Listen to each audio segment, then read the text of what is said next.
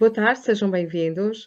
Apresentamos mais um episódio do podcast Guerra dos Mundos do jornal The Blind Spot.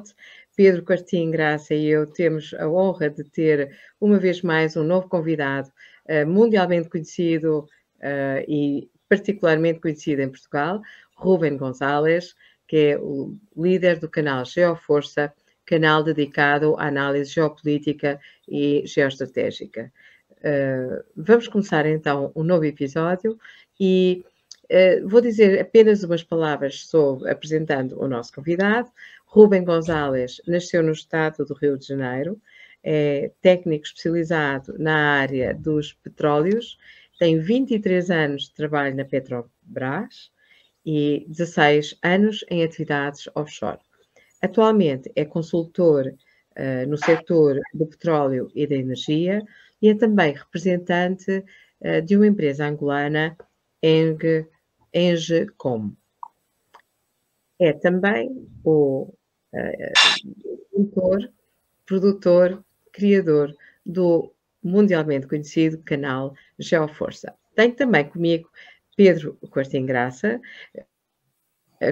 co-coordenador do podcast da Guerra dos Mundos, é professor universitário, jurisconsulto, advogado, tem vasta experiência na área do direito, políticas públicas, é mestre em políticas europeias, pós-graduado em Direito do Ambiente, tem um DEA em Direito Público pela Universidade da Extremadura e é professor universitário no ISCTE, Universidade de Lisboa, tendo também um doutoramento em políticas públicas. Boa tarde a todos. Boa tarde, Rubén. Boa tarde, Pedro. Boa tarde. Obrigado. E aproveito também para apresentar a nossa co-apresentadora, Mónica Rodrigues, licenciada em História, com especialidade em Geopolítica pela Universidade de Paris, atualmente professora e adjunta aqui neste podcast de Blind Spot. Bom, então... Muito bem, eu passo a palavra ao Pedro. Obrigado. Vou então saudando o nosso convidado e agradecendo muito de estar aqui presente, colocando-lhe uma primeira pergunta que tem muito a ver com a atualidade. Aliás, todas elas terão a ver com a atualidade, mas esta particularmente. Recentemente, nos últimos dias, realizou-se o primeiro turno, como se diz no Brasil, a primeira volta, como se diz em Portugal, das eleições municipais. É uma matéria pouco divulgada na Europa, se calhar mesmo no Brasil, nem todos os brasileiros saberão o que é que está a passar. Eu hoje, por exemplo, vi uma declaração do ex-presidente Jair Bolsonaro em que ele estava bastante enfurecido e admitia até sair do Partido Liberal, vi essa declaração hoje, por algumas práticas que têm vindo a público de atuais membros do Partido Liberal. E, portanto, o que me parece é que há realmente uma grande efervescência, notada fundamentalmente em algumas cidades, como, por exemplo, São Paulo, onde, enfim, se têm passado coisas variadas e estranhas relativamente aos vários candidatos. Portanto, talvez a primeira pergunta fosse tentar perceber da sua parte se conseguia dar-nos uma interpretação, uma perspectiva do que é que está a passar nas eleições municipais e em que medida é que isso vai ou não vai fazer mudar as coisas no âmbito do espectro político brasileiro. Muito obrigado. Bem, vamos por partes. O que acontece? O Brasil tem eleições defasadas. Nós fazemos eleições para prefeito e vereadores defasada das outras eleições. Então, é uma eleição intermediária. A cada 2 anos temos uma eleição. A cada 4 anos, essas eleições se renovam. Então, ficam defasadas. Ela serve assim, vamos dizer assim, para a gente ter um termômetro do que como está a situação política no Brasil. O Brasil hoje vive, talvez, um dos seus piores momentos políticos. Um dos piores momentos políticos. Nós temos aqui um aprofundamento de um acirramento entre esquerda e direita, aonde o que a gente chamaria de esquerda clássica não existe e aonde a direita clássica também não existe. Há um aprofundamento, um rebaixamento desse embate político. Não tem nada assim de orgânico. Tem muito mais de fisiológico do que orgânico. Quase que virou uma guerra entre torcidas. Porto e Benfica, Flamengo e Fluminense, Corinthians e São Paulo, mais ou menos isso. Virou uma torcida. Há uma insanidade muito grande e uma instabilidade geral, porque dá a impressão no Brasil, quem faz análise geopolítica chega à conclusão que hoje você ser presidente do Brasil, ser o grupo que domina o Brasil, é mais ou menos como a gente chegar para um menino, para um petis, e dar para ele um controle remoto desconectado do videogame. Ele pensa que está jogando e não está jogando. Por quê? Porque todas as políticas brasileiras, todas elas, de um lado ou de outro, são todas elas neoliberais e todas elas controladas pelo Banco Central. Quer saber quem é o presidente do Brasil? Vá ao Banco Central, é ele que manda. O político, ele faz o lado fisiológico. Ele nomeia, faz isso, faz aquilo, faz aquela movimentação. Nós temos, eu não sei quantos partidos nós temos no Brasil atualmente, eu perdi a conta, são 40 e poucos partidos, é uma mixórdia de partidos que a gente não sabe aonde isso vai parar. Então tem alguns partidos clássicos e tem uma figura preeminente na política brasileira, que é o chamado Centrão.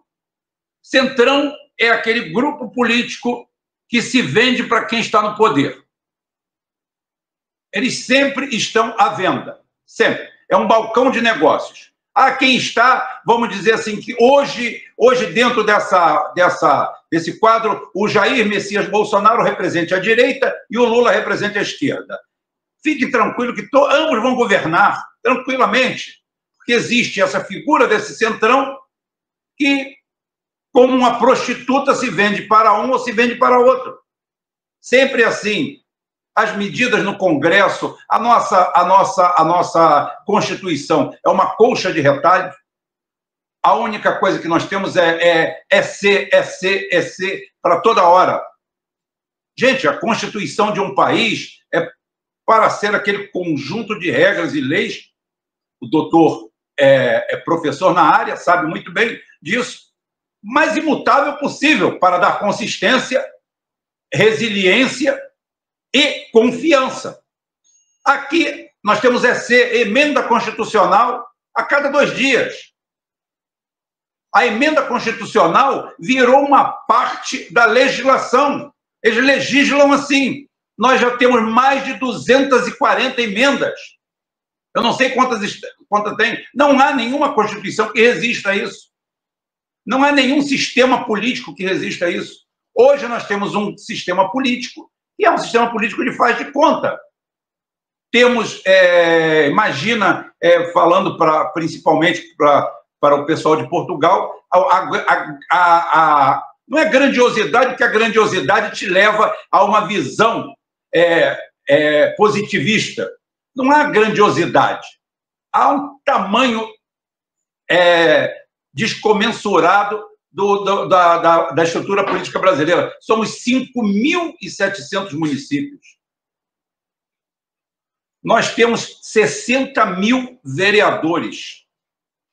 Nós temos 27 estados. Tudo bem, estados 27 é razoável pelo tamanho continental do Brasil. Mas são 5.700 municípios que trabalham dentro, eles são considerados entes federativos, e eles trabalham com uma autonomia enorme de endividamento. Ou seja, temos 5.700 municípios quebrados, endividados até o pescoço. O sistema brasileiro político é totalmente falido. Falido. Ou a única coisa que garante, por isso que não há crescimento econômico, não há melhoria salarial, há uma concentração de renda cada vez maior, há a criação de oligarquias, há uma violência descomensurada e, ao mesmo tempo, a elite brasileira, quem manda, finge que mora na Europa. Finge que mora na Europa. Adoram aqui se aboletaram, principalmente a esquerda, em cima de uma doutrina woke, né? O identitarismo, todo o movimento de esquerda em cima disso, parecendo que a gente está falando da Noruega, da Suécia, da Suíça, da Alemanha. Não, nós estamos falando do Brasil, um país com graves problemas sociais, graves problemas econômicos, um desnível social, um dos países mais injustos do planeta. Um dos países, você anda, no mesmo bairro, você tem um espetáculo, você anda nas areias de Copacabana, Ipanema, Leblon, você anda 500 metros a pé, você entra dentro de uma favela. Um amontoado de gente. Aí, quando você vai para a periferia, aí pronto, o narcotráfico tomando conta. A situação do Brasil hoje é caótica. Caótica em todos os sentidos. A única coisa sagrada do Brasil se chama superávit primário.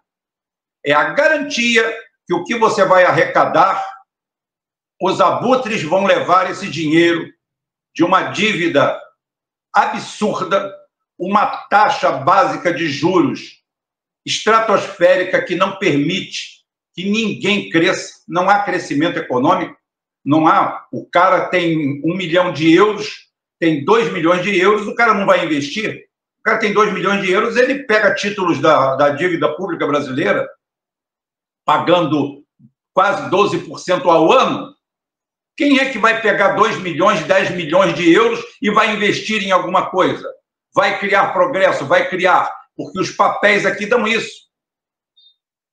O PIB brasileiro, que já foi de 36% do nosso PIB, era representado pela indústria, hoje tem 7%. Nós estamos virando um país totalmente colonizado. Nós não estamos fazendo mais nada. As empresas brasileiras compram produtos chineses, produtos do Sudeste Asiático e colocam as etiquetas. Ninguém faz mais nada. Nós exportamos praticamente matéria-prima. O Brasil é um dos maiores exportadores de minério de ferro do mundo. O que poderia fazer? Poderia exportar aço plano, poderia exportar pelo menos um lingote. Não, eu não vou exportar minério de ferro, eu vou exportar lingote. Pelo menos eu vou agregar algum valor àquilo ali e vou trazer dinheiro para cá. Não, exporta matéria-prima. O Brasil é líder em vários segmentos e aqui a mesma história. Porque o cara da direita dizendo que o outro lado é comunista. Nada, todos eles entregam tudo. Nada, são uma figura de retórica. E o quadro que tem atual, o presidente, o partido dele, foi o 9º colocado em número de prefeitos, não fez, acho que, prefeito nenhum em grande cidade nenhuma, em nenhuma capital, uma lástima. O Partido Liberal, que agora está às turras com o Bolsonaro, não se sabe por quê. O Bolsonaro se diz patriota, nacionalista, mas já quer ir para Miami. Que aqui todo mundo quer ir para Miami. O brasileiro tem um belo costume. O brasileiro adora voltar para um lugar que ele nunca viveu nele. O brasileiro primeiro, ele lá nos primórdios, ele queria voltar para Lisboa. Ele não nascia em Lisboa, ele não conhecia Lisboa, mas ele queria voltar para Lisboa. Depois ele queria voltar para Londres, depois para Paris, agora ele quer voltar para Miami. O brasileiro, aqui a elite nossa, gosta de botar uma camisa verde e amarela, dizer, mas ele está sempre sonhando com outro país. Eles gostam, sim, de ganhar o dinheiro aqui e viver lá. E se a gente for entrar no lado da magistratura, do direito, aí pronto. Aí ninguém passa nem perto do Brasil mais. Ruben, isso faz-me lembrar uma live que fez há algum tempo, numa carta aberta ao Ocidente, e na qual refere que o momento em que vivemos realmente é sério, mas, muito curiosamente, menciona o facto de Ocidente não existe verdadeiramente, é apenas uma convenção. O planeta é só um, apesar de estar dividido etnicamente e do ponto de vista cultural também, e vai falando de latinos, vai falando de europeus, vai falando de escandinavos. E a minha pergunta, e tem a ver um pouco até com esse sentimento que estava aí a comentar do brasileiro que gosta de estar onde não está. Os portugueses também são um pouco assim, nós gostamos de ir para o Brasil, gostamos de ir para todos os sítios, menos se calhar ficar às vezes aqui em Portugal. E eu tinha uma pergunta a fazer, que era a seguinte: no momento em que nós vivemos com estas, enfim, que é um momento particularmente complexo e de difícil solução para os problemas que enfrentamos, qual é o destino do Ocidente, que é afinal apenas uma mera convenção? O brasileiro também faz parte do Ocidente, os Estados Unidos faz parte do Ocidente, mas na realidade, se espremermos bem, e dada a situação atual da emergência dos BRICS, onde inclusivamente o próprio Brasil se integra, para onde é que nós vamos? Qual é o... Onde é que fica este Ocidente? Esse é um tema que a gente divide tem uma bifurcação. A gente vai para um lado ou para o outro. Bem, temos que analisar o primeiro ponto. Se hoje nós falarmos em hecatombe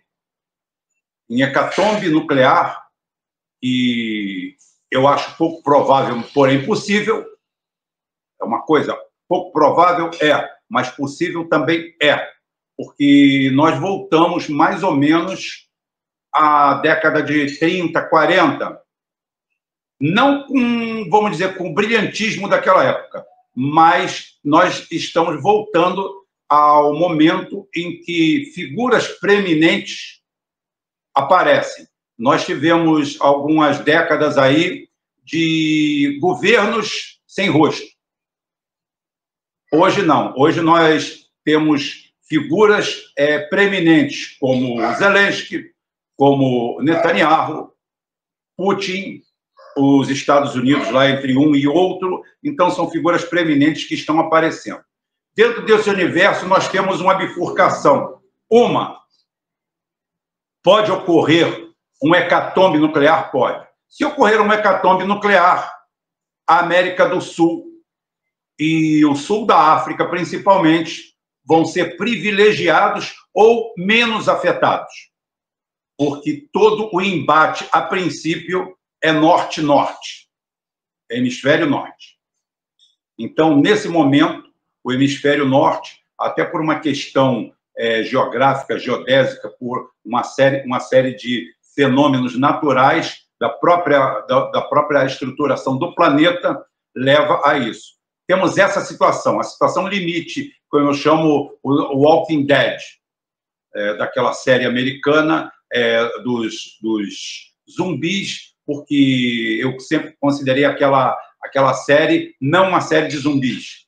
Eu acho que aquela série tem uma conotação muito maior por trás, porque, inclusive, o termo zumbis, a gente fala o termo zumbis, mas não é citada uma vez no filme essa palavra, zumbi. Então, o que parecia um terror escatológico, na realidade, não. É um processo complexo. Então, é o seguinte, nós temos essa situação. Aí você perde a referência do que é a sociedade, você vai para outro parâmetro, vai para outro nível, isso daí é um quadro. Nesse quadro, o Sul é totalmente privilegiado em relação a isso aí. Mas, sendo otimista que nós vamos continuar aqui, a vida vai continuar, o Ocidente hoje não tem salvação. O conjunto de países que compõem o Ocidente, ideologicamente Ocidente, nós somos, aqui no Brasil, nós somos o Subocidente. Nós somos aborígenes, somos mestiços, mas pensamos que somos europeus. Não somos nada disso. E quem faz o pensamento da sociedade é a classe média. A classe média acaba representando aquilo que a sociedade acha que é.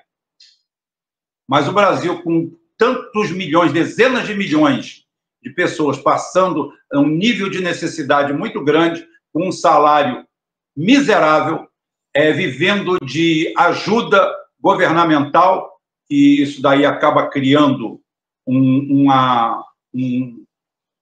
nivelamento por baixo de todo o conjunto da sociedade. Nós temos muita gente e a maioria está em condição basal. Então, é só muita gente. É um terreno fértil para muita coisa que não presta, que lamentavelmente acontece aqui. Agora, o que ocorre? O Ocidente,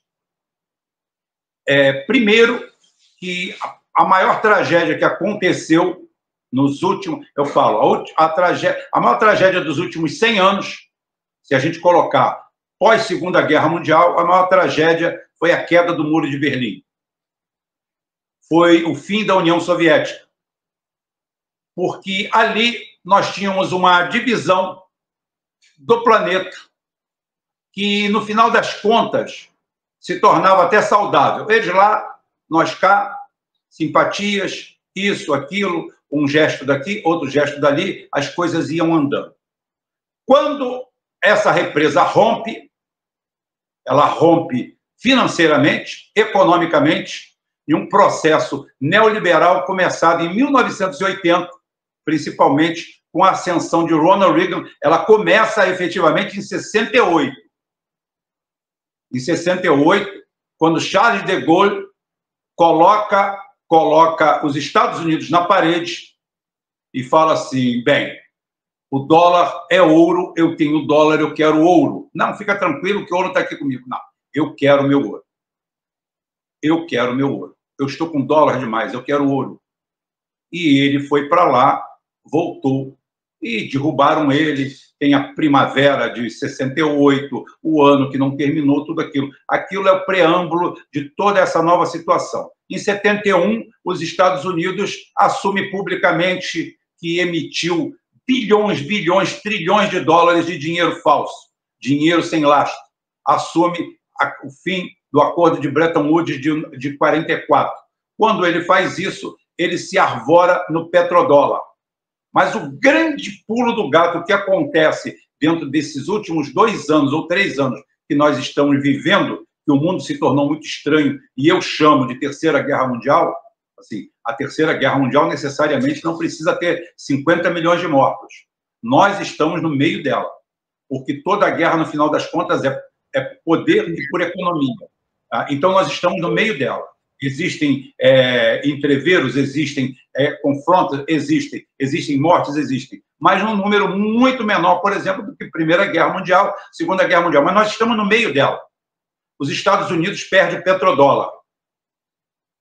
Ou quando perde o petrodólar, ela perde a capacidade de girar o dinheiro que ela imprime sem controle algum, porque o pessoal controla o dinheiro que o Brasil imprime.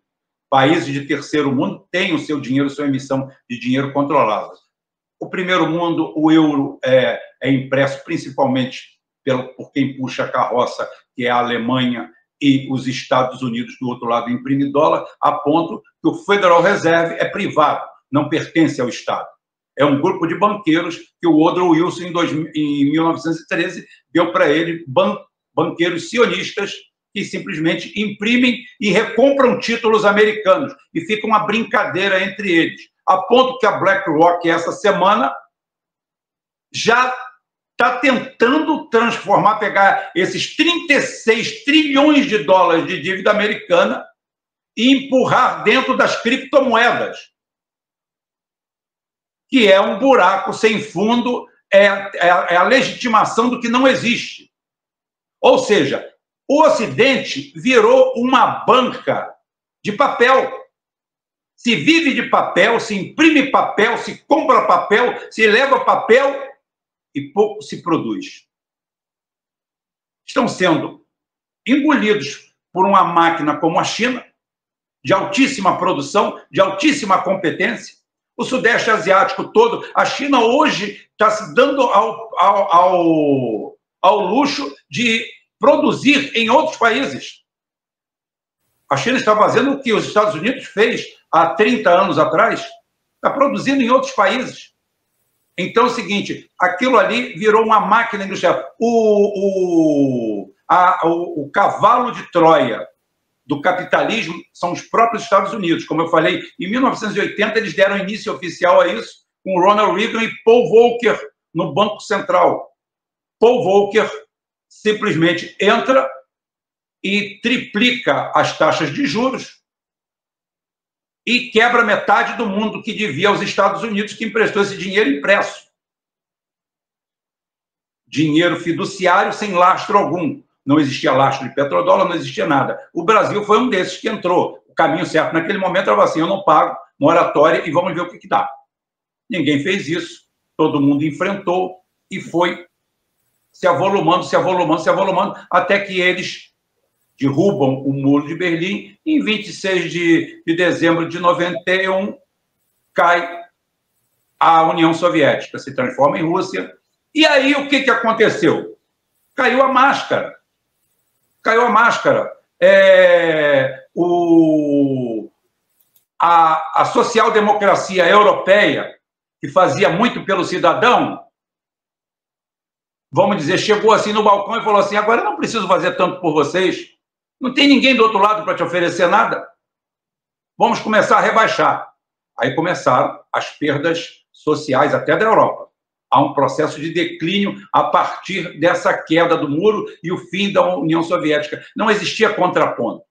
Aí veio a farra do boi, que a gente chama aqui a farra do boi. A farra, emissão de títulos, todo mundo, e inventaram que o cidadão americano poderia simplesmente sentar na frente do computador, trabalhar 15 minutos em papéis e ir embora para casa.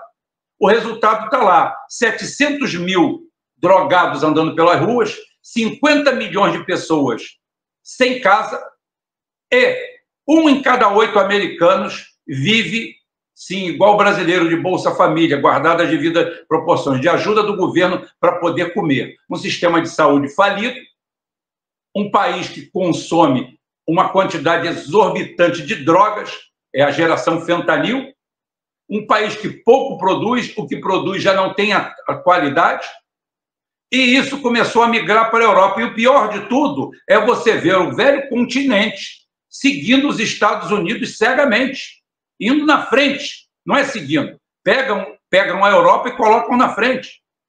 Eu me irrito quando eu vejo Portugal e Espanha, uma história que existe de assalto, de roubo à sua riqueza, de tudo que o resto da Europa... Eu considero a Península Ibérica, os latinos ali, meia Europa. Nem tanto lá, nem tanto cá, porque a Europa, a anglo-saxão sionista, que eu chamo ali, que começa na França, engloba aquela turma ali, a turminha deles, consideram os latinos cidadãos de segunda categoria. E essa subserviência total a esse modelo suicida, está aí a Alemanha está quebrando. Eu falava, há 5 anos atrás o alemão nascia rico. O alemão nascia rico, ele bastava ir trabalhar na esquina para ganhar 5 mil euros por mês. Não tem problema, ser alemão era sinônimo de nascer rico. A Volkswagen assinou um projeto com o governo de não demitir ninguém até 2035, eu acho. Já mandou rasgar o contrato porque simplesmente está a ponto de fechar na Europa. De fechar lá e abrir na China. Porque essas empresas, as grandes empresas, grandes conglomerados, não tem essa história de dizer que é europeu ou americano, eles vão querer sobreviver. E a política ocidental, a corrupção desmedida que tem aqui no Brasil, mas também tem em todo o Ocidente, principalmente, aliado a uma quebra total de produção, da capacidade de você produzir riqueza de verdade, efetiva, a história de commodities, de dinheiro, disso, daquilo, só negociação, isso daí está levando o Ocidente para a insolvência. Hoje, Bulgária é da Ásia. A Ásia é o cavalo motriz. Eles têm a maior população, eles têm um crescimento econômico estúpido. Os Estados Unidos, em 1999, detinha 25% praticamente do PIB do planeta. Hoje está na faixa de 14%. Isso por poder de compra. É o PIB por poder de compra, que é o que conta. O nominal não conta. O que conta é o poder de compra. Hoje, eles estão beirando 15% e a China, que tinha 2,8%, passou para inacreditável 18%. Rubens, a China, em 1989, tinha um PIB igual ao do Brasil, com uma população 6 vezes maior, 7 vezes maior. Hoje, eles têm um PIB 10 vezes maior do que o nosso. Rubens, se me permite a interrupção, e gostei muito de ouvir até agora, eu tinha aqui uma questão para lhe colocar. Falou há bocado do desmantelamento, no fundo, quase que o desaparecimento, ou o verdadeiro desaparecimento do welfare state, não é? Falou também de onde é que se produz ou deixa de produzir, e falou bem sobre isso. Mas eu gostava de lhe perguntar, atendendo àquilo que é o Brasil, ou àquilo que pode ser o Brasil, qual é o papel do Brasil no meio disto tudo? Ou seja, qual é o futuro do Brasil? Será que o Brasil se vai destinar a ser apenas o celeiro do mundo, ou parte do celeiro do mundo, ou é possível ainda é possível ser outra coisa? O que é que lhe parece? Qual é o papel destinado ao Brasil? O potencial do Brasil é incomensurável. Nós temos praticamente o tamanho da China, temos quase um sexto da sua população, temos riquezas de todas as magnitudes. Eu vou voltar para uma piada muito antiga, que a gente falava assim, aqui tem uma brincadeira que a gente falava, não sei se em Portugal eles conhecem, que a gente falava assim, o Brasil vai ser formado. Deus começou a criar os países e falou, essa terra não vai ter terremoto, não vai ter furacão, não vai ter desertos, não vai ter nada. Eu falei assim, mas isso é o paraíso. Eu falei assim, mas agora espera o povo que eu vou botar lá dentro. Então é o seguinte, o Brasil, o que acontece? Potencialmente, se o Brasil, o que ele precisa é de gerência. O problema é de gerência. Hoje, nós não temos gerentes. Hoje nós não temos absolutamente nada. Hoje nós temos presidentes que no dia seguinte as emissoras de televisão e jornalismo que mandam no país, mandam de ponta a ponta, junto com o judiciário. Aqui meia dúzia de juízes que não são de carreira, foram nomeados por políticos. Nós temos 11 ministros do Supremo Tribunal Federal que são nomeados por políticos, não precisam nem ser operadores do direito, é uma nomeação política, não há mérito nenhum em ser ministro. Esses homens mandam no Brasil, inclusive rasgando a Constituição, porque o ministro do Supremo Tribunal Federal, ele é o guardião da Constituição. Aqui, até campeonato de futebol, eles estão decidindo. Quem foi campeão em 1987? Isso eu estou falando, eu não estou criando uma figura de retórica, não, tá?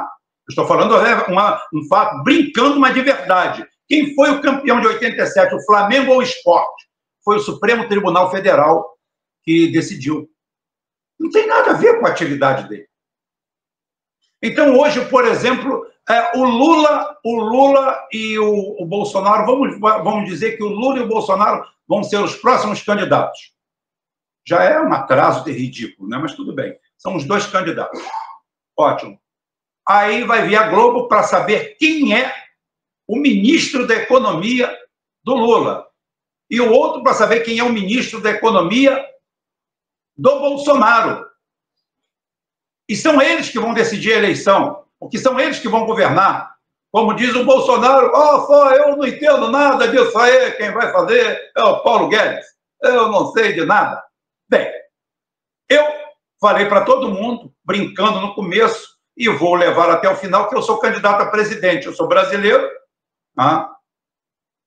tenho todos os meus direitos políticos, eu posso ser candidato. Talvez eu não consiga nem a legenda, porque aqui os partidos políticos é uma mixórdia, é uma bagunça, é uma corrupção, uma bandidagem da pior espécie, né? Então é o seguinte, só tem bandido de ponta a ponta, é tudo bandido. Então, agora é o seguinte, bem, eu sou candidato a presidente. Vamos fazer de conta que o Rubem Gonzalez é candidato a presidente. Aí vamos também, hipoteticamente, me perguntar qual é... É a primeira vez que publicamente está anunciado, já uma grande caixa aqui do programa, do seu anúncio público da candidatura. Oi? É já uma grande caixa, é a primeira vez que divulga o seu anúncio público da candidatura. Então eu estou anunciando. Então, se o âncora da Globo chegar para mim e perguntar qual é o seu programa, quem é seu ministro da Economia, eu falei, não sei não. Eu não sei não. Não sei não. O meu programa econômico é esse daqui. Não, mas... Não, o presidente sou eu. O candidato sou eu. É eu que estou fazendo a casa, é eu que estou fazendo a quinta. Ela é minha.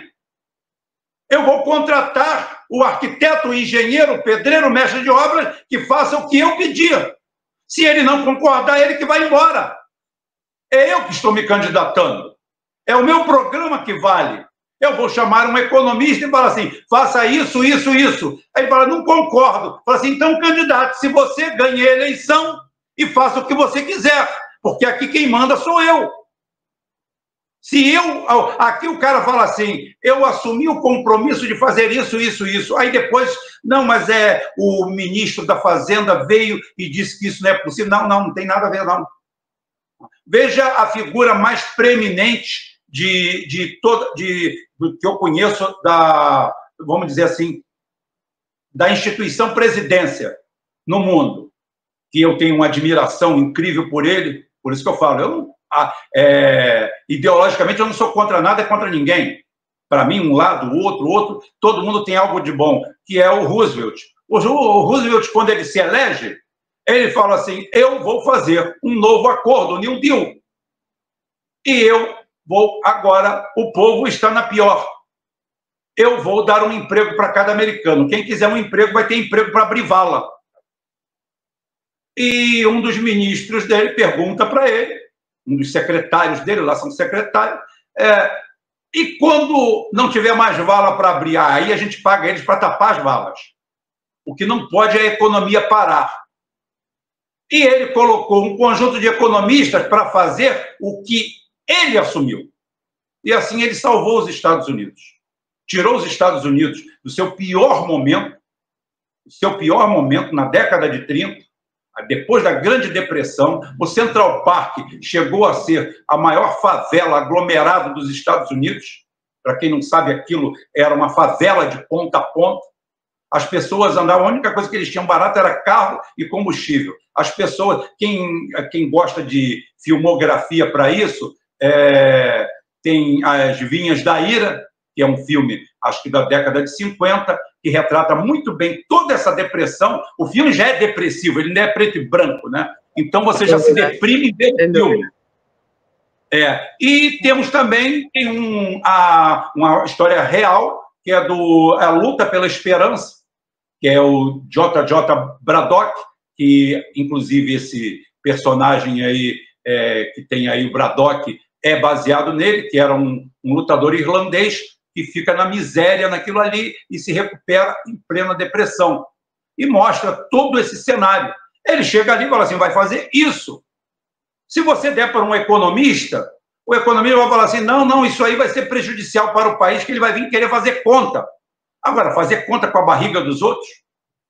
Fazer conta com o estômago dos outros? Fazer conta contra a criança? Contra a gente passando fome? Que história é essa? Para isso, o político tem que ir ali para isso. É para resolver esses problemas, para equacionar esses problemas, não para criar números. Os caras sempre estão falando assim, o Estado... Mas o Estado foi feito para dar prejuízo, por isso que ele cobra imposto. Ele não é uma atividade financeira. Ele foi feito para dar prejuízo. Por quê? Porque ele recolhe de um lado para pagar do outro. Toda atividade do Estado tem que dar lucro? Como assim? De que forma? Isso não existe. O Estado está ali para ter prejuízo mesmo, que nós bancamos o prejuízo do Estado. Eu pago meu imposto para que parte desse dinheiro vá para aquele mais necessitado de uma forma ou de outra. Seja através de incentivo, seja através de escola, seja através de emprego, seja através de qualquer coisa. Eu quero que o Estado dê prejuízo, que a gente cubra esse prejuízo com os impostos que nós fazemos. Agora, não para criar marajalatos, para criar uma corte, como é Brasília, uma terra encantada. Brasília, para quem não sabe, tem um IDH muito superior de Portugal. Quem dera que Portugal, Espanha chegassem perto. O IDH de Brasília, daquele núcleo ali, é de Suíça para a Escandinávia. E é um local onde ninguém produz absolutamente nada. Não se produz nada ali. Não se produz nada. É o maior número de piscinas por residência, é o maior número de automóveis por habitante, é tudo. É a ilha da fantasia, bancada com a miséria do resto do país. É verdade, é verdade. Mas voltando então aqui à questão do mundo e da forma como ele se organiza hoje. Eu lembro-me de eu ter ouvido dizer que, certa altura, comentou que o melhor parceiro do Brasil é o Oriente. Sem dúvida, a economia está a puxar toda para o Pacífico. A minha questão é, vê alguma hipótese no espaço lusófono de podermos também criar uma dinâmica económica forte ou não? Olha, o melhor parceiro para o Brasil é o Oriente. O melhor parceiro para Portugal é o Oriente. O melhor parceiro para a Espanha é o Oriente. Por quê? Primeiro que nós somos latinos. Vamos puxar essa turma. Segundo, que o histórico fala a favor. Portugal teve suas posses, nós temos que ir para a história agora, teve suas posses, teve suas colônias, teve tudo isso aí sabotado de uma forma ou de outra pela Companhia das Índias Orientais, dominada pelos sionistas que foram para Amsterdã, para Londres, criaram a Royal Armada inglesa por um bandido, pegaram um bandido, o almirante Nelson era um marginal, um bandido, e colocaram esse cara, deram uma frota naval para ele para fazer o quê? Para roubar as caravelas portuguesas e brasileiras e espanholas. Como tinham franceses, Lafitte, como tinham holandeses, eram todos bucaneiros, todos eles a estrutura dessa. Tudo deles é roubo. Eu falo que é o seguinte, que Portugal e Espanha levaram muito ouro do Brasil, levaram muito ouro, prata, cobre da América do Sul, levaram.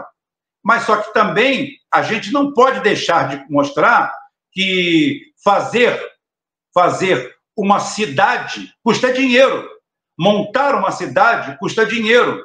E Portugal, por exemplo, todo mundo fala que Portugal tomou o Brasil dos índios. De que índio? De que índio? Se o índio que estava aqui não sabia que o outro ali existia. Que o índio que estava aqui a 100 quilômetros. O Brasil é uma construção. Primeiro que o Tratado de Tordesilhas dava 40% do território. Os bandeirantes avançaram, fruto de uma época, avançaram e conseguiram fazer esse contorno. Ou você acha, quando esses loucos da esquerda falam essas sandices, parece que Portugal veio aqui, fez uma missão militar, foi lá em Brasília, tomou o poder dos índios e virou dona do Brasil. Gente, verdade. Portugal construiu o Brasil, pegou um terreno baldio, onde tinha, 1.200 etnias diferentes, juntou aquilo tudo e fez isso. E a Espanha fez o resto com a América Latina, a mesma coisa. A massacre, o pessoal fala que a Espanha, por exemplo, massacrou os incas, os maias e os astecas. E esquecem que outros povos nativos participaram junto com a Espanha disso como vingança contra eles. Inclusive ao fim das práticas bárbaras. Os maias tinham costume de, para melhorar a safra, matar 10.000 pessoas. Fazer uma chacina, porque era para melhorar a colheita. Já chegaram ao caso de uma festa, numa festa que durava uma semana, simplesmente imolarem 10.000 pessoas. Os caras chegaram lá e acabaram com aquela barbaridade. São bonzinhos? Não. São homens fruto do seu tempo. Naquela época não tinha bonzinho. Haja vista que o grande herói inglês, o Capitão Nelson, era um bandido, um ladrão, um marginal, um assassino. E é visto como herói por eles. E o que ele fez? Patrocinado pelos sionistas, que foram expulsos pelos reis espanhóis e portugueses, foram expulsos da Península Ibérica, foram para a Holanda, foram para lá, fizeram isso e foram fazer o quê? Roubar as embarcações, tanto portuguesas quanto espanholas. E aqui foi construído. Por exemplo, a França colonizou Madagascar. Gente, a França não fez nada lá. Só explorou. Só explorou. Só explorou. Você entra aqui no Brasil, você entra no interior de São Paulo, mas principalmente Bahia, Minas, Rio de Janeiro. Para aqui, para o interior do Rio de Janeiro, aqui na minha cidade mesmo. Aqui na minha cidade ainda tem duas igrejas, tem um convento de São Boaventura aqui, que tem as ruínas, imenso. Então é o seguinte, é a extensão da arquitetura que existia em Portugal. As ruas do Rio de Janeiro obedeciam a mesma simetria, a mesma geografia de uma cidade grande portuguesa. Ou seja, não foi o fato só de ir explorar, mas foi feita construção. A Espanha fez a mesma coisa. São os únicos colonizadores que fizeram alguma coisa nas colônias. Os outros é a Bélgica, no Congo, matando 10 milhões de congoleses, com o Leopoldo II, um dos maiores genocidas da história, aonde passaram e deixaram em alguns lugares, em país inteiro, no máximo, uma rodovia, uma carreteira de 2 quilômetros só. Não fizeram nada, só arrancaram dali, arrancaram. Em 1885, esses países, todos eles, simplesmente sentaram e dividiram a África, a Ásia. Mesmo sendo um período imperial, a Rússia não quis participar. O czar não quis, falou assim, não, nós não queremos participar disso. Foram em Paris, juntaram, vamos dividir o mundo. Por isso que eu falo que a parceria ideal, parceria é uma coisa. Você não pode deixar entrar dentro da sua casa alguém que é ladrão. O histórico dele é de ladrão. Os Estados Unidos foi pego a vida inteira roubando. Os Estados Unidos chega, se aproxima,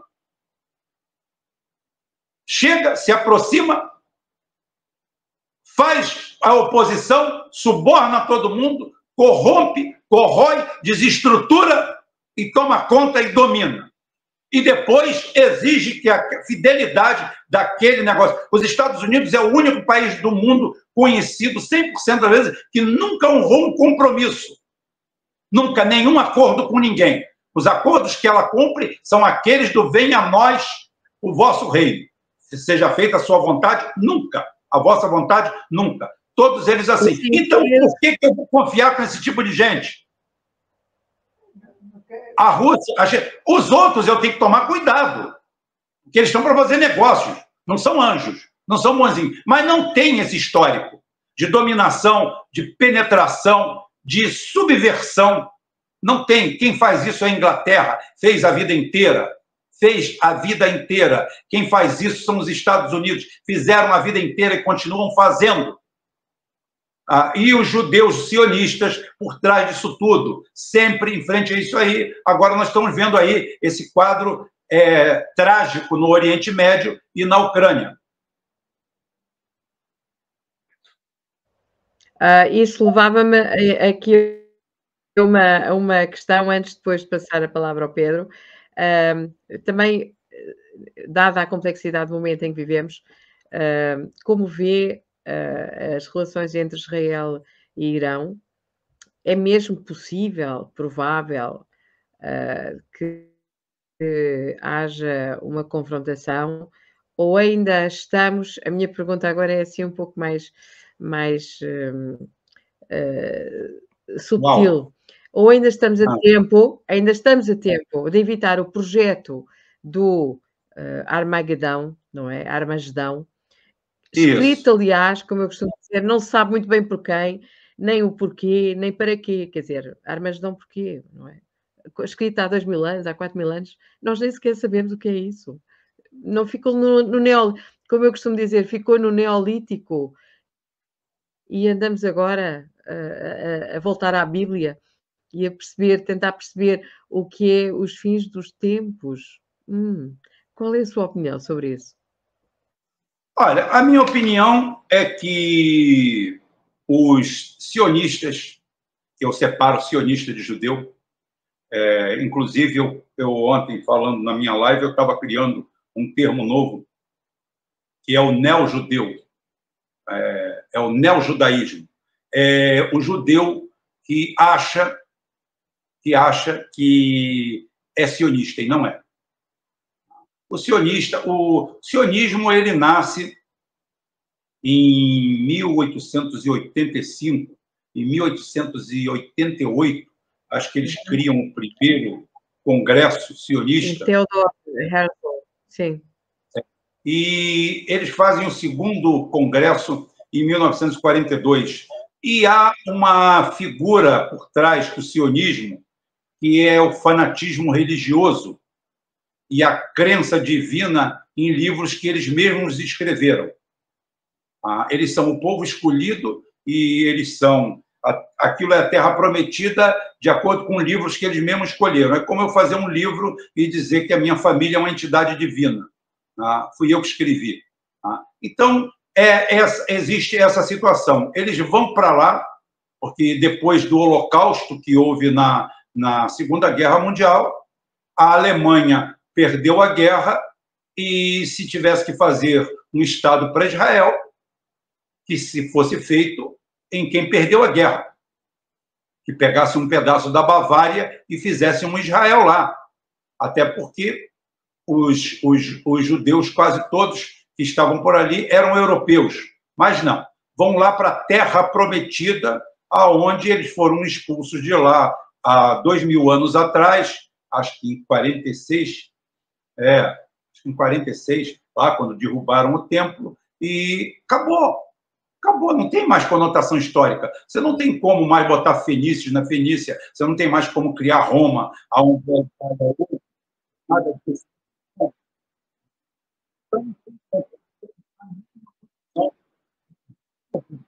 As pessoas...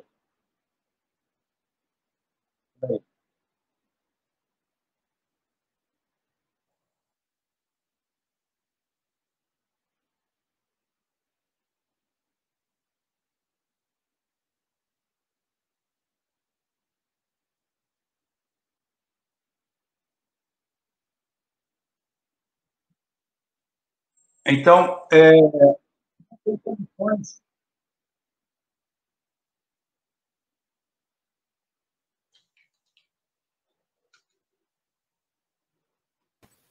Estamos com alguns problemas técnicos. Só um momento, aqui entrou uma ligação aqui, peraí. Eu há bocado também tive, por acaso, devem ter reparado que eu desapareci, voltei. Também então, tenho problemas técnicos, sim. Voltar a falar com o acidente aqui, voltando à condição inicial. Não há... Eles tentaram voltar para lá, para aquela condição, e dentro desse fanatismo religioso, conseguiram, e em 1948, há um congresso, em 1942, sionista, já dividindo a Palestina, já criando o Estado de Israel em 1942. Em 1942, eles criam aquilo ali. E, estranhamente, há um vínculo muito forte entre os sionistas e os nazistas, porque eles bancaram os nazistas. Eles bancaram os nazistas. E bancam até hoje, porque os nazistas, até 1941, são abastecidos pela Standard Oil, quando são descobertos. E o Roosevelt descobriu a artimanha e cortou aquilo. E, muito estranhamente, depois desse grande simpósio, desse grande congresso, em 1942, é que começa o morticínio de judeus. É uma coisa muito estranha nisso tudo. Há um elo muito grande. Agora, hoje, o que acontece? Deixa eu falar para vocês alguma coisa. Deixa eu falar para vocês uma coisa que não vai acontecer. Israel não vai retaliar o Irã porque não tem condições de fazê-lo. Israel, isso daqui é um dado geopolítico armamentista. Israel não tem condições. Israel não tem condições de atacar o Irã. O único jeito que eles teriam condições de atacar seriam com armas nucleares.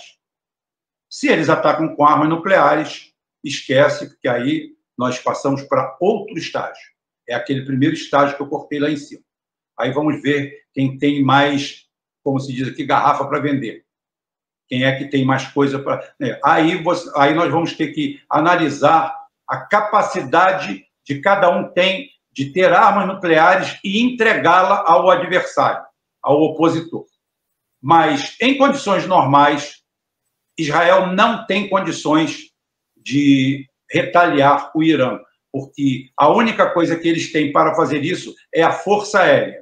A força aérea tem que passar por cima de 2 países, tem que se expor, tem que entrar num dos espaços aéreos mais vigiados do mundo, com material de qualidade e o detalhe, segundo consta, analistas, inclusive ocidentais, todos eles são unânimes em saber que o Irã tem um contra-ataque imediato com mísseis hipersônicos que Israel não tem contra seu território. Eu chamei isso de guerra 5.0. Eu dividi a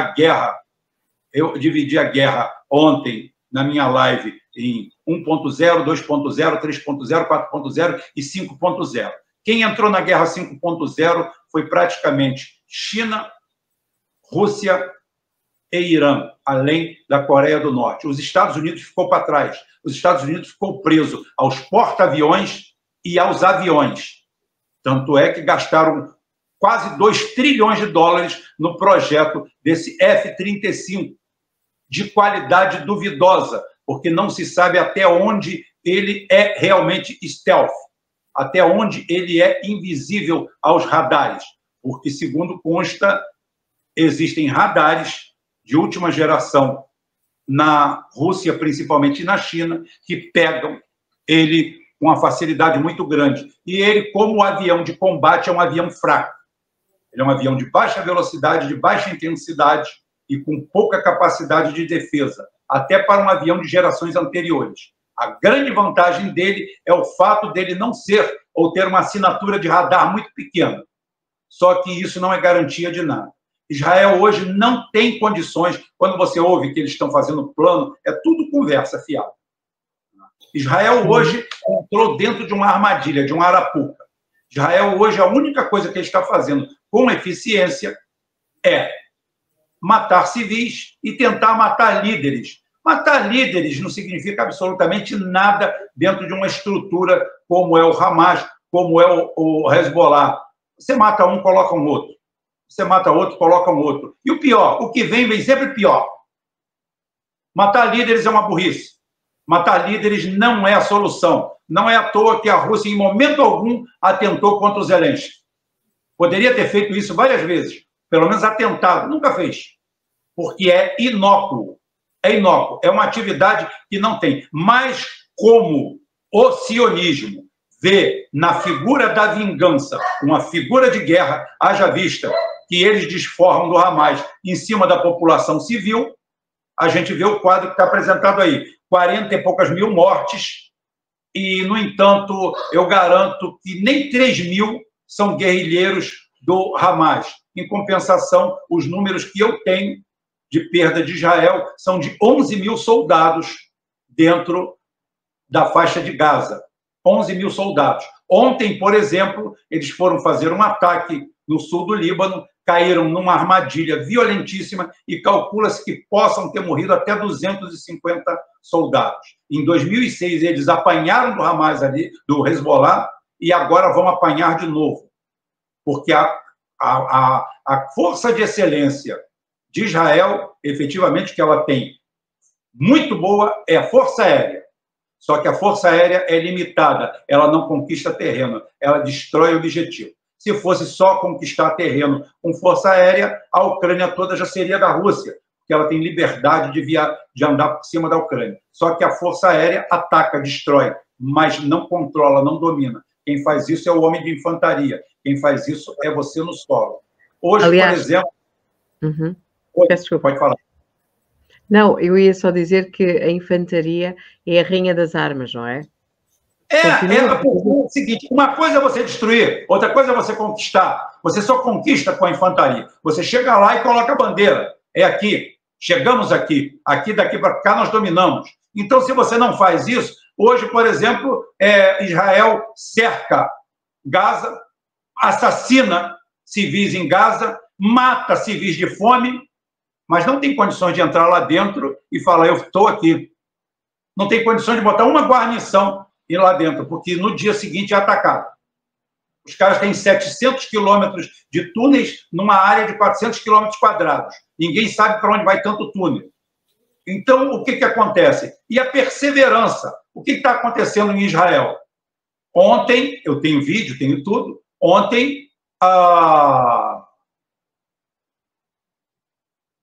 houve uma insubordinação geral num posto de recrutamento que o povo judeu, a juventude, fala assim, eu não vou para lá, eu não vou para o sul do Líbano, não. Vou para lá para quê? Tem um lugar lá já chamado hoje de Triângulo das Bermudas. Você entra, você ou morre ou sai ferido. Os caras não estão indo. Foi onde eles foram pegos ontem. Foram pegos ontem. Tá? Então, a situação militar de Israel está péssima. Eles ontem mataram um líder do Hamas, onde já tem 5 lá para ficar no lugar. Estão um pouco lixando. E o que vai entrar vai falar assim, eu sou o alvo, é eu que vou ser atingido, então vamos meter o pé. Você não consegue processo... É muito mais fácil você manter um processo de paz. O Nasrallah estava querendo assinar um acordo de trégua, fazer um corredor humanitário. Aí prepararam ele, estrearam ele e tal, e mataram o cara. Quem chegou depois vai fazer o quê? Vai acreditar em mais alguém? É porque eu falo, é a velha história do anglo-saxão sionista, que é traidor por natureza. É aquela narrativa, é aquela fábula do sapo e do escorpião. O escorpião pede para atravessar o rio do sapo. E quando o sapo deixa, fala assim, não, eu não vou deixar, você vai me ferroar, eu vou morrer. Fala assim, mas se você morrer, eu vou morrer afogado. Eu estou junto. Então você pode me levar. E quando ele começa a atravessar o rio, o sapo, o escorpião dá uma ferroada. Quando o sapo está morrendo, vira para ele e fala assim, você vai morrer junto. Por que você fez isso? Você, desculpa, é da minha natureza. A natureza da traição, a natureza de fazer isso de forma errada. Por exemplo, eu errei uma previsão, mas eu errei acertando. Eu errei a previsão quando eu disse que Israel não entraria em Gaza. E eles entraram. E se eles tivessem me ouvido, eles não teriam o problema que tem. Eles perderam 11 mil. O que está acontecendo com Israel? Israel está tapando a boca, por enquanto, das famílias com muito dinheiro. Morreu seu filho, morreu seu pai, eu não sei quanto está a indenização média, mas eu calculo que pelo menos uns 500 mil dólares. Então, se eles perderam 11 mil lá, eles gastaram ali 5 bilhões de dólares em indenizações. Eles estão calando a boca das famílias, por enquanto, por dinheiro. mas não vai durar isso. Israel perdeu 25% do seu PIB, o seu porto principal está parado, está vivendo do que os Estados Unidos mandam para lá, está mandando armamento, ao invés de falar basta. E a última previsão minha, que não é previsão, eu não faço previsão, eu faço análise. A previsão é que estão empurrando eles até a eleição e depois da eleição eles vão abandonar Israel. Eles vão abandonar Israel porque não tem como você inviabilizar um país que, com tudo o que está acontecendo, ainda é a maior economia do planeta, você colocar esse país em risco diante de uma sandice, de uma aventura louca de um pigmeu daqueles. Um garnizé daqueles arrumando confusão com todo mundo. Que aqui é meu lugar, porque eu nasci aqui, que meu avô, meu tataravô, Moisés atravessou isso daqui e aquilo outro, aquela história. Gente, nós temos que parar com esse negócio de viver em cima de misticismo. Nós vivemos de realidade. A realidade é essa. A história é só orientação. É para a gente pegar o portfólio das pessoas, mas o que a gente tem que viver é o hoje. E esses caras estão tacando fogo no planeta, como os sionistas americanos fizeram a mesma coisa na Ucrânia. Incitaram e ficam falando para a Europa: tome cuidado com a Rússia. Quando foi que a Rússia deu um passo para cima da Europa? Quando foi que a Rússia atravessou algum lugar? Só na Segunda Guerra Mundial, salvando a gente do nazismo. Mais nada. Depois teve aquele processo, voltou todo mundo, ótimo. Aí está assim: olha, toma cuidado que a Rússia vai te atacar, a Rússia quer tomar a Europa. Os Estados Unidos parecem um bêbado contando mentira e todo mundo acreditando. Daí eu vejo Portugal acreditando, Espanha acreditando. Gente, pelo amor de Deus, uma sociedade falida, eles devem um PIB e meio de dívida pública. Eles devem 36 trilhões de dólares. Eles estão com problemas sérios de ponta a ponta. Os Estados Unidos está totalmente desestruturado. Tem estados se coçando. O Texas, muita gente não sabe, o Texas durante 10 anos, 9, 10 anos, foi um país independente. Mesmo sendo títere, mesmo sendo uma criação feita pelos americanos e pelos franceses lá em 1836, eles foram um país. E o texano pensa diferente do americano. E outro dia mesmo teve uma guerra lá que a União teve que botar a viola no saco, teve que ficar quieta. Porque não deu. Os caras falaram assim: nós vamos botar um muro aqui, não vai passar ninguém, pronto. E lá ainda existe a figura da Guarda Nacional, que é uma força do Exército tão grande quanto as Forças Armadas. Então é um problema sério. O que acontece? Já diz o nome: Estados Unidos. Para virar Estados desunidos, não custa muito, não. Não custa muito, não. Do jeito que a União Soviética rompeu, os Estados Unidos rompem também. A Califórnia é quase um país. A Califórnia tem um PIB igual ao do Brasil. O Alasca, apesar de pequeno, longe, ele se considera outro país. O Texas já tem essas ideias. O Sul é uma bagunça. O centro, o norte do país, o norte, o nordeste do país, é aquela situação ali, aquela terra de ninguém, que você não sabe aonde começa o Canadá, aonde acaba os Estados Unidos. Então, vive muito bem durante todo esse acordo. Agora, para virar Estados desunidos, não precisa de muito, não. Basta uma crise braba de 1 ano, 2 anos, para o negócio começar a desandar. O cara vai começar a chegar do técnico e falar assim: eu sou rico. Eu já nunca gostei muito desse resto do pessoal. Eu não vou sustentar essa turma, não. Eu não vou carregar essa turma nas costas. E pode acontecer. Eles já têm histórico, handicap disso. Eles já tiveram uma guerra de secessão. Que naquela época não deu certo, mas hoje pode dar. Por quê? Porque hoje existem elementos externos para tacar fogo, apagar o incêndio com um balde de gasolina. Aquilo que disse, e que foi de grande interesse, quase que evitou a última pergunta que eu tinha aqui para lhe colocar, que era a perspectiva, não previsão, digamos assim, qual seria a perspectiva que teria para o futuro da humanidade. E não estou a utilizar este termo humanidade de forma ligeira. Mas acabou, de certa forma, por antecipar quase que a pergunta que eu tinha para fazer. O nosso tempo está, creio eu, a chegar ao fim e, portanto, vamos ter de fechar este programa. mas gostava que nos desse uma perspectiva final sobre como é que acha que toda esta nossa situação deste planeta, o delegado planeta, vai evoluir. O que é que lhe parece? Cara, eu vou dizer uma coisa. Eu vou dizer uma coisa, Pedro. Eu sou um eterno otimista. Eu sou um eterno otimista. Eu acho que nós vamos passar por isso. É um grande sobressalto da história, mas eu acho que nós vamos passar por isso. O que acontece, eu falo para as pessoas, de uma forma ou de outra, você está sendo testemunha ocular da história. Você está passando por um período único, daqueles que muita gente nasceu, cresceu, viveu, morreu e não viu nada. São séculos neutros. Aconteceu um negócio aqui, outro ali, mas nós estamos realmente no meio de uma mudança intensa, uma coisa fora do comum. Nós passamos por um quadro de evolução muito grande. Nós evoluímos, mas continuamos sendo os mesmos. A evolução à nossa volta é muito grande, mas nós continuamos do mesmo jeito, com as nossas falhas, com nossos problemas, com gente com problema de caráter, gente com problema disso, daquilo. As pessoas, basicamente, são as mesmas. O que acontece é a velocidade da informação, a qualidade da informação, os meios que a gente tem para propagar isso, para o bem e para o mal.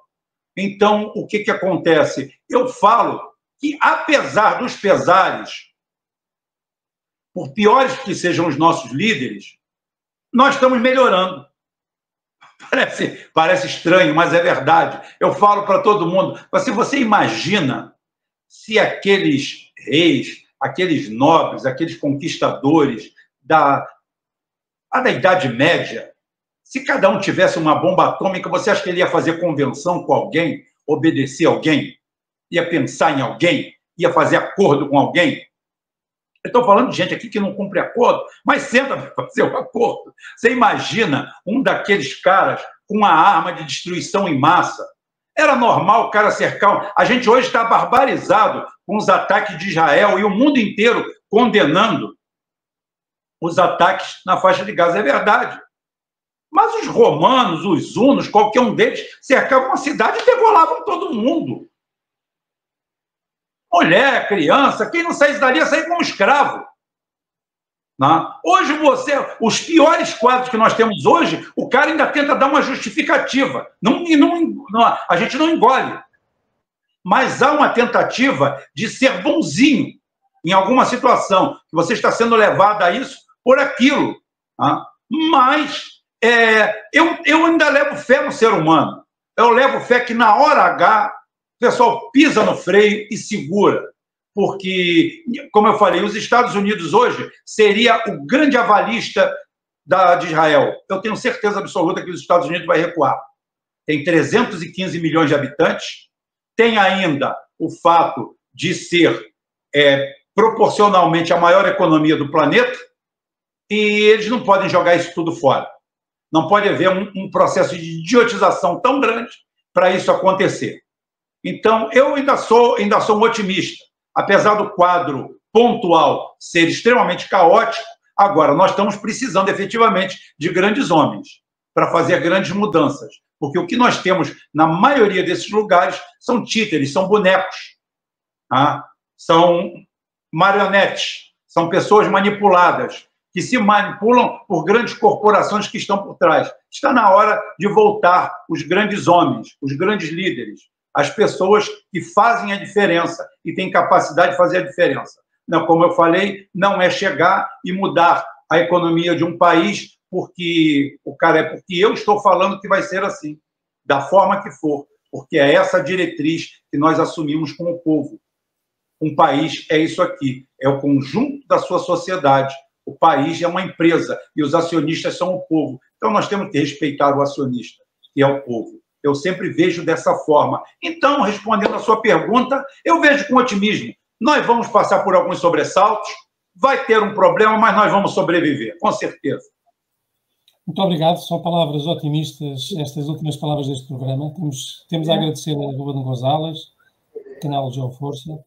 A Mónica e eu gostámos muito de estar aqui consigo e de debater uma vez mais as temáticas da atualidade.